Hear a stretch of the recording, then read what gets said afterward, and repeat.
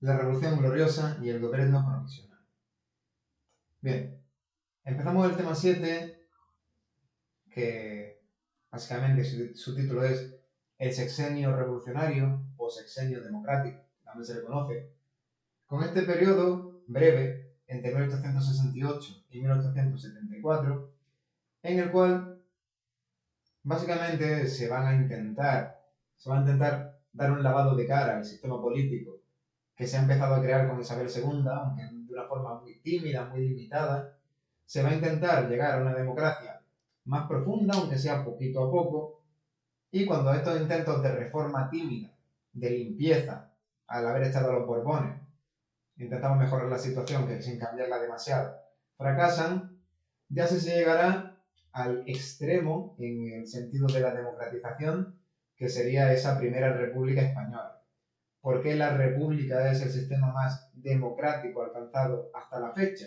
Pues sencillamente porque al no existir un rey que todavía mantenga un buen porcentaje de la soberanía, se supone que el 100% de la soberanía, por tanto, sí que por primera vez recaerá en el pueblo español, sin compartir nada con ningún monarca.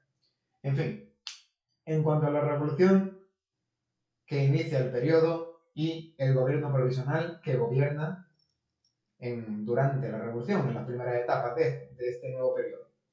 Básicamente, tenemos que decir que la revolución de 1868, conocida como la septembrina, por ocurrir en septiembre, o la gloriosa, que es un nombre mucho más famoso y célebre, va a estar protagonizada por esos partidos que habían firmado el Pacto de Ostende. Básicamente, el Partido Democrático, el Partido Progresista y después también la Unión Liberal, al no existir ya O'Donnell. Pues bien, políticos de esos tres partidos y tres militares importantes, tres militares más jóvenes, en el sentido de que no son ya de esa vieja guardia sesentona o setentona formada por Espartero, Narváez y O'Donnell, van a ser los que den este golpe en septiembre del 68. Los políticos los veremos más adelante, sobre todo del Partido Progresista, y los generales serán Prim y Serrano, del Ejército de Tierra, y el almirante Topete. Serán estos los que hagan la gloriosa revolución de 1868. Básicamente, esa revolución gloriosa no va a ser ya una revolución como todos los pronunciamientos anteriores, destinado a tomar el poder del gobierno, pero manteniendo igual el sistema, amparado por la reina Isabel II. No. Esta revolución sí que por primera vez va a ir ya destinada contra la propia Isabel II, contra los Borbones en general, a los que se considera un cáncer para España, y a todo el sistema que se ha creado bajo su monarquía. Básicamente ese sistema de liberalismo sin democracia. Es decir, existen las instituciones, existe una constitución, existen elecciones, pero nunca hay gobierno del pueblo, porque todas las elecciones son amañadas, los gobernantes gobiernan de una forma militar o autoritaria, sin contar para nada con las instituciones de representación, con las cortes, en fin. Se intenta supuestamente dar fin a ese sistema de una democracia totalmente limitada y corrupta y empezar un sistema más democrático o al menos un pelín más limpio. Y sobre todo, la revolución se dirige contra la figura de la reina, que está completamente desprestigiada y cada vez con menos apoyo. Como decimos, los partidos que participan son estos tres. Importante para lo siguiente. ¿Quién va a aportar el ideario revolucionario? Es decir, las promesas, el programa de medidas y reformas que lleva por delante esta revolución. La van a aportar el Partido Demócrata. Ese partido que ya vimos que había estado siempre el que más a la izquierda, marginado del sistema y que tenía tinte republicano. Pues bien, estos señores van a ser los que escriban el programa de la revolución. Básicamente prometerán medidas muy modernas, como el sufragio universal masculino, y que se supriman esas medidas tan supremamente impopulares, porque empobrecen todavía más al pueblo llano, como son el impuesto al consumo, lo vamos a quitar, prometen ellos, y las quintas de reclutamiento. En general, el ideario revolucionario de la revolución promete defender y dar el poder al pueblo, a la clase trabajadora. Pero, y esto es importantísimo, esto va a estar muy atado en corto. ¿Qué significa esto? Que en todo momento, aunque ese es la justificación, eso es lo que prometemos para ganarnos el apoyo del pueblo, en realidad estos señores no tienen intención de quitar a la reina para que gobierne el pueblo, ni mucho menos. Ellos tienen la intención siempre de quitar a las élites que apoyaban a la reina para ser ellos, como élite también, recordemos que estos eran partidos de élites, no de masas, los que asuman el poder, ahora que no está la reina. No queremos dar el poder al pueblo, como si esto fuese una revolución social o una revolución del marxismo alemán. No. Queremos quitar a la reina, pero manteniendo siempre el orden y manteniendo a la élite burguesa y de estos tres partidos políticos en el poder. No el poder del pueblo. Por eso, esta revolución, que es una revolución violenta, aunque haya poca oposición a la misma, siempre que el pueblo participa de una forma activa en la revolución, formando juntas, es decir, el pueblo toma la arma, los generales lo mantienen siempre controlado, en el sentido de, muchas gracias, pueblo español, por ayudarnos a acabar con la reina, pero tranquilos, dejad las armas, respetad el orden y la propiedad privada. Ya nos encargamos nosotros como militares de echar a la reina y a su gobierno. El pueblo tranquilo y obediente. No se trata de una revolución, como digo, para empoderar al pueblo, sino para ser ahora estas nuevas élites las que gobiernen, expulsando a la reina. Llamando siempre a la tranquilidad, al orden y al respeto a la propiedad privada, para que los pobres no aprovechen la anarquía y el desorden para atacar a los ricos. Al fin y al cabo, los señores que están haciendo la revolución gloriosa en muchos casos son ricos. No pueden ir contra sus propios intereses. En fin, la revolución va a ser breve, fácil, va a empezar en Cádiz y se va a extender hacia el norte. Básicamente habrá solo una batalla de importancia en el puente de Alcolea, no la Alcolea que los almerienses podemos conocer por encima de Berja, sino Alcolea del Genil, en Córdoba. Básicamente el ejército de Prim y Serrano, ayudado a desembarcar por el almirante Topete en Cádiz, se enfrenta al ejército de ese último gobierno moderado de Isabel II en las cercanías de Córdoba, en el puente de Alcolea, vencen Prim y Serrano y la reina tiene que marcharse al exilio en Francia, donde anteriormente había huido su señora madre, la regente María Cristina. En fin,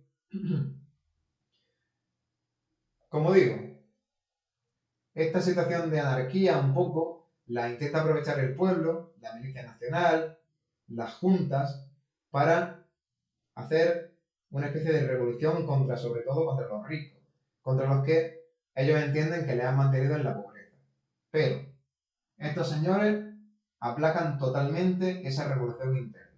Desarman a los civiles, muchas gracias por participar, pero desarmados, nos encargamos nosotros.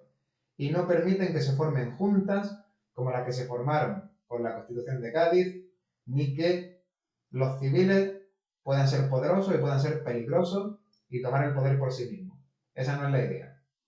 De hecho, ese programa revolucionario del principio muy pronto se va a limitar, se va a ir quedando en menos, y sí, se van a prometer cosas que no había, pero más limitadas, como por ejemplo libertades políticas y civiles, es decir, libertad de imprenta, libertad de culto, un Estado laico, sin una religión católica financiada por el Estado, libertad económica y lo más importante de todo, el exilio de los Borbones. Todos los Borbones, del más anciano al recién nacido, tanto de la familia de Isabel como de la rama carlista, deben salir de España. Todos los Borbones fuera de España.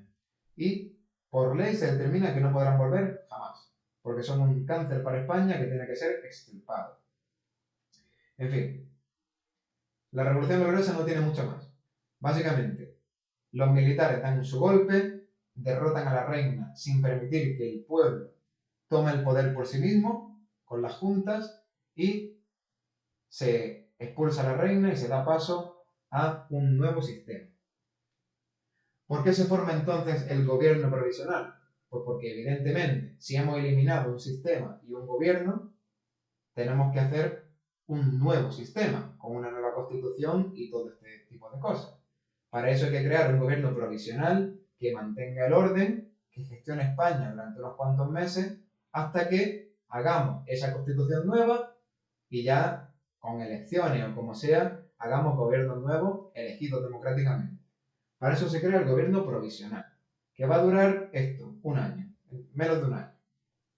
En fin, el gobierno provisional va a estar ocupado básicamente por Serrano, que va a ser el referente militar de la Unión Liberal, el más centrista, y por Prim, su mano derecha, que será el referente militar del Partido Progresista, ese centro izquierda.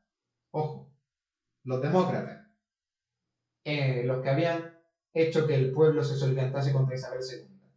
En cuanto ya ha triunfado la revolución gloriosa, se les aísla.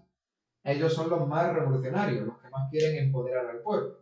Pues en cuanto las cosas se calman, se les aísla, se les deja un poco marginado. El gobierno lo van a decidir Serrano como referente de la Unión Liberal y Prim como referente del Partido Progresista. O sea, la revolución la vamos tranquilizando, llevando hacia el centro, hacia el orden. En fin, las primeras medidas, cuando asumimos el poder, cuando asumen el poder Serrano y Prim, son las que os digo. Disolvemos las juntas, no dejamos que los campesinos ni los obreros hagan por sí mismos la revolución, ya la hacemos nosotros. Se reorganiza y se desarma a la milicia nacional, a los llamados voluntarios de la libertad, que eran civiles que habían tomado las armas contra Isabel II. Se les agradece su apoyo, pero se les desarma, para que no la puedan liar. Básicamente se restablece el orden a toda costa. Tenemos que restablecer el orden. Que todo vaya bien y controlado y sin que los campesinos ni los obreros se dejen influenciar por esas ideas marxistas de atacar a los ricos, de tomar los medios de producción. No. Esta es una revolución tranquila. Expulsamos a la reina y poco más. Y lógicamente este gobierno va a atender a las demandas populares, a esas necesidades que habían acuciado a la población española en la última etapa del gobierno de Isabel II, que habían sido muchas y muy serias, pues vamos a intentar paliarlas un poco o suavizar un poco esa mala situación de los españoles. Se va a suprimir el impuesto al consumo. No durante mucho tiempo, pero inicialmente se suprime. Las quintas de reclutamiento todavía no. Es una situación de guerra y supuestamente es necesario seguir reclutando a los jóvenes. Se va a liberar a los hijos de los esclavos que nazcan a partir de ahora. La esclavitud todavía no va a ser abolida, pero sí que España se suma al carro de la abolición de la esclavitud un poco tarde, determinando que los hijos que nazcan de quienes ahora son esclavos ya serán libres. Se decreta también libertad de enseñanza, libertad de culto y se reforman las leyes educativas anteriores para expulsar a la Iglesia de los programas académicos. Se decreta una vez más la libertad de imprenta, que tanto gustaba al pueblo español para reírse de Isabel II, y se proclama un manifiesto a la nación en el que se le promete a los españoles ese sufragio universal masculino y libertades como la de culto, insisto, la libertad de asociación para formar sindicatos o de reunión para hacer manifestaciones cuando sea necesario. Y una cosa curiosa es que este gobierno provisional va a crear una nueva moneda nacional, la peseta. Básicamente va a ser un intento de unificar las decenas de tipos de monedas distintos que funcionaban en España, el ducado, el peso, en fin, un montón de monedas distintas que valían según el oro, según la composición de cobre, de zinc, en fin, un caos monetario. Este gobierno intenta reordenar la economía creando una moneda con un valor determinado, respaldado por el Banco de España, que será la peseta. Y se asumirá un librecambismo, una libertad de comercio para básicamente beneficiar a los sectores elitistas que han apoyado esta revolución, pero con aranceles.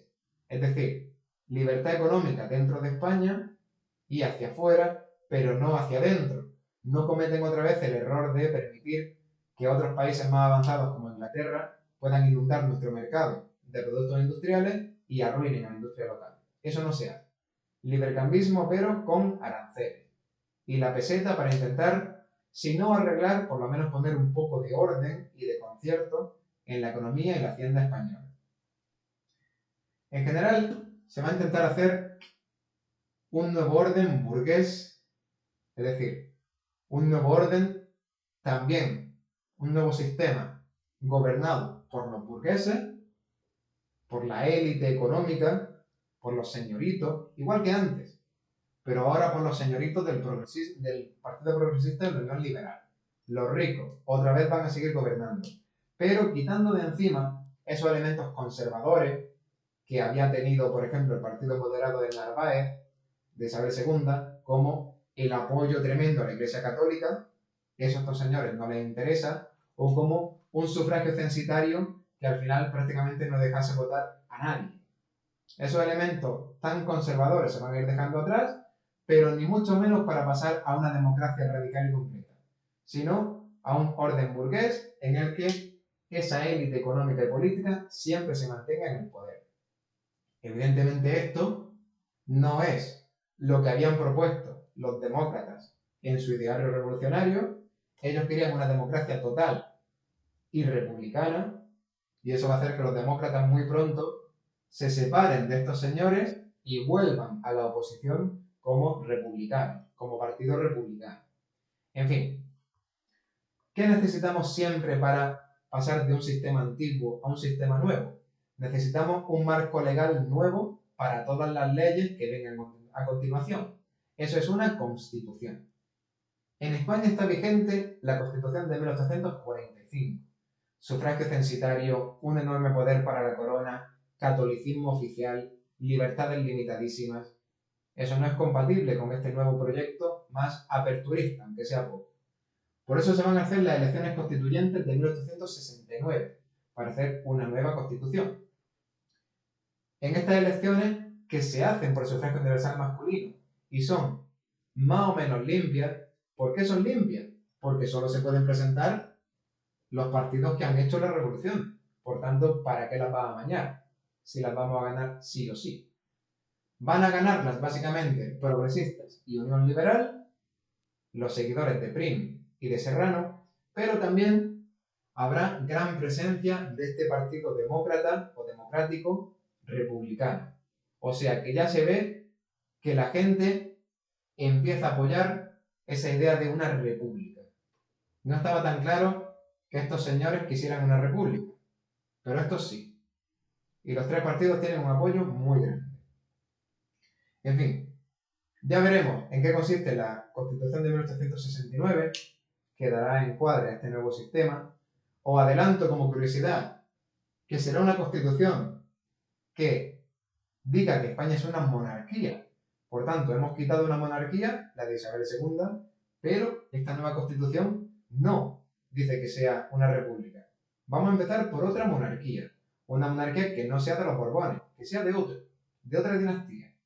Ya veremos cómo se resuelve esto, cuando veamos con detalle la Constitución de 69. Solo saber que en sus elecciones ganan progresistas y Unión Liberal, y los demócratas, con gran apoyo del pueblo, se convierten ya definitivamente en un partido republicano.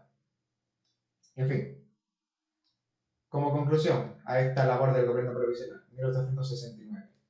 Muy pronto, insistiendo con lo de antes, en cuanto ganamos, triunfa la revolución y ya no necesitamos este apoyo del pueblo para conseguirla y destronar a la reina, olvidan Prim y Serrano esas promesas que se habían hecho al pueblo con el ideario revolucionario y giramos hacia el centro. Es decir, otra vez a posiciones más centradas, más de mantener el orden, respeto de la propiedad privada, gobierno de la élite económica y una participación del pueblo mayor que la que había antes, que era casi nula, pero ni mucho menos empoderándolo ni darle todo el poder como en una democracia real. ¿Vale? Esto va a hacer que mucha gente se decepcione, sobre todo el Partido Demócrata o Democrático, que se convierte en republicano, ¿vale? Porque, como digo, progresista y no liberal giran hacia el centro y olvidan sus promesas democratizadoras, y ante esto, pues básicamente, Habrá alguna revuelta y sobre todo, lo más importante es que se va a crear por primera vez, nace el movimiento obrero en España. El movimiento obrero básicamente va a estar compuesto por marxistas, es decir, socialistas, gente que ha tomado esa ideología del socialismo alemán, de los obreros, y al ver que la Revolución Gloriosa no es una revolución socialista, ni muchísimo menos, pues se van a intentar organizar en sindicatos. De aquí nacerá en el futuro. Ahora solo nace una Dirección Central de Sociedades Obreras, es decir, unos cuantos sindicatos en la industria de corte socialista. Pero más adelante nacerán también sindicatos anarquistas, nacerán partidos políticos socialistas como el PSOE y sindicatos socialistas como UGT. Pero bueno, en este momento sencillamente decir esto. Cambiamos un sistema corrupto de Isabel II muy conservador por uno solo un poco más abierto, solo un poco más moderno y solo un poco menos conservador. Pero ya es algo. Por eso a este periodo se le va a llamar sexenio revolucionario o sexenio democrático. Y hasta aquí el punto.